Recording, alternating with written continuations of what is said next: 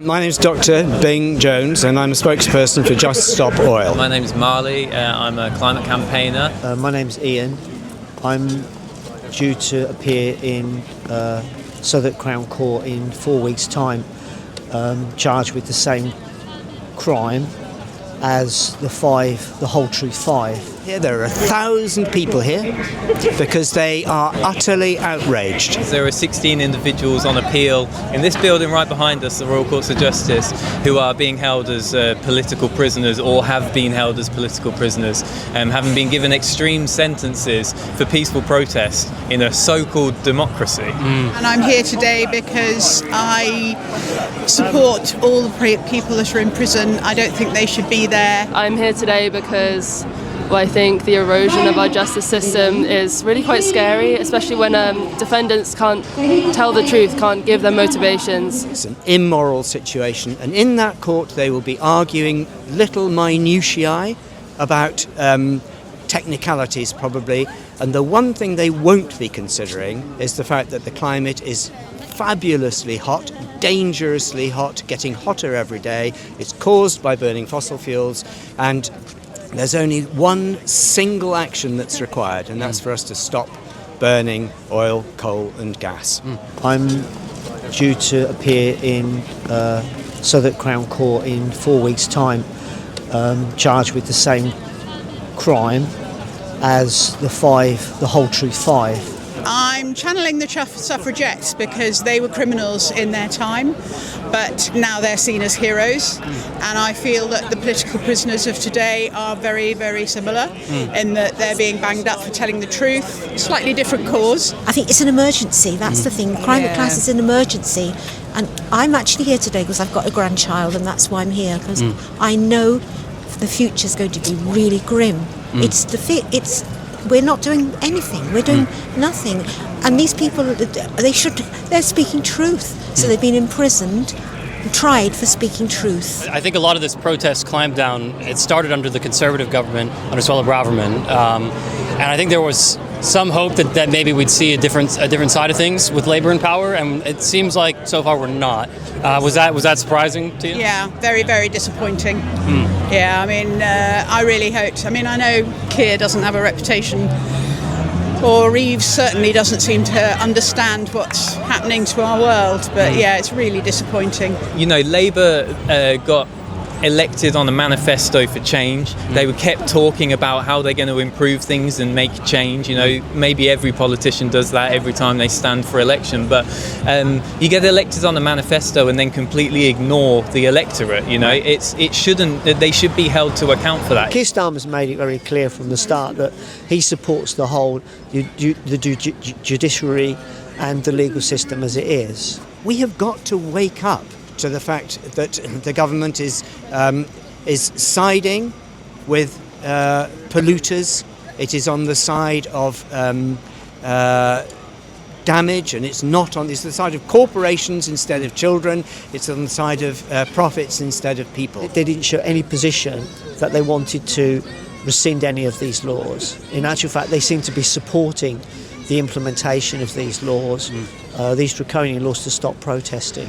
So I'm not at all surprised. When they won power, I think there was sort of this glimmer of hope that we might have the Tory anti-protest laws behind us, and we might be able to change things and whatever else. Well, they've continued with business as usual, and it is bitterly disappointing. In actual fact, I just think they've carried on the same rhetoric that they had when they were in opposition, and that is that we need to control the public.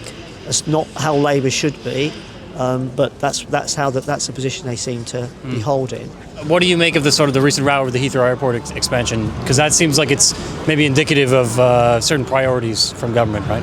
Well, it's growth, isn't it? And you know, there are some things that grow that you don't want to, but there are some things that are cancers, you know. And one of those cancers is the increase in carbon emissions in the UK. We're in the midst of a climate crisis. Everybody knows that something is really wrong. There are lots of things that are wrong, but by far the biggest thing is the climate. Now we've just found out that Starmer's going to expand Heathrow Airport.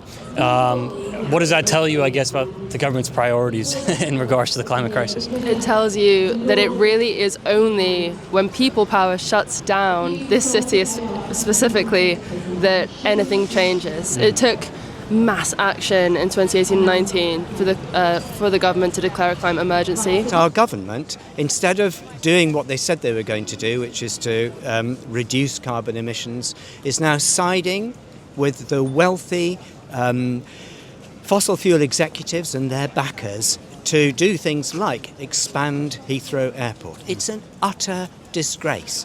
It is immoral, it is short-sighted. It's taken years and years, or decades of campaigning, of peaceful actions, of disruptive actions, of petitions, of emailing MPs, of getting Greens elected. We currently have more Green MPs in Parliament than ever before, and still we're not taking the climate action that we need. Lord Walney, who's the government's independent advisor, he wrote a report encouraging the crackdown on peaceful protests to continue. There are certain individuals who are able to whisper in the ear of ministers in order to manipulate UK law, and there's one individual in particular that we're focusing on today, and his name's Lord Walney. Lord Walney is not independent at all. He is funded, as you say, by arms and fossil fuel interests. Our government, and I'm making it plural because I don't think this one's very different from the last, they're trumped by any other name. They're backed by the fossil fuel industry, they're backed by Tufton Street, they're backed by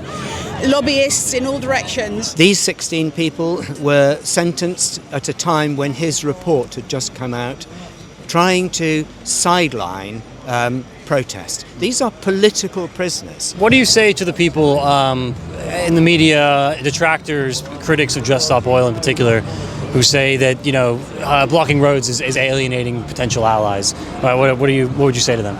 Well, I'm not concerned about alienating potential allies. I'm not convinced that that's the case. If you look at, there's all manner of research out there that shows that direct action is a long-held tradition that generates positive change in this country. It's a British value. We should be allowed to get out on the streets and say, look, this is what we believe in, or this is what is right. In April 23, there was a march with Just Stop Oil, XR, Friends of the Earth, Greenpeace, the National Health were there.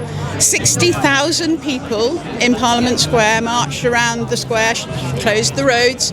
It wasn't even on the local news. When people were blocking the M25, when there was some sort of disruption, everybody had a view on it.